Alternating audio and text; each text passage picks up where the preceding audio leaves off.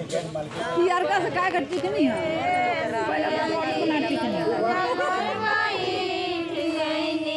तब बाबू का काय का छोड़ा तानी बाबुओ का लगाई ये मोर से टिकल अपने तये शिवजी पूजा पर बैठ गईनी अपने तये शिवजी पूजा पर बैठ गईनी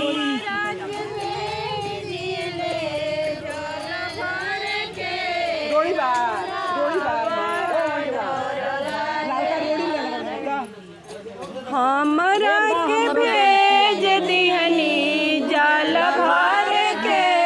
हमरा बड़ा डर लागेल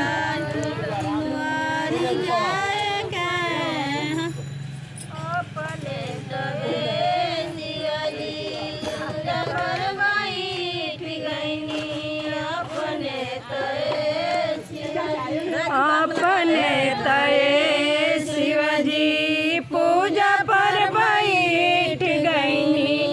अपने तये शिवजी पूजा पर बैठ गईनी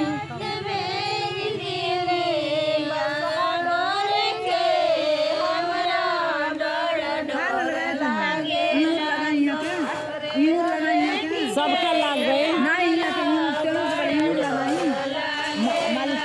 हमरा के भेज दिहनी बसहा डोर के हमरा बड़ा डर लागेला रेह देख के हमरा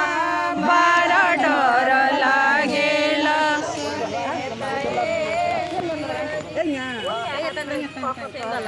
लगा दी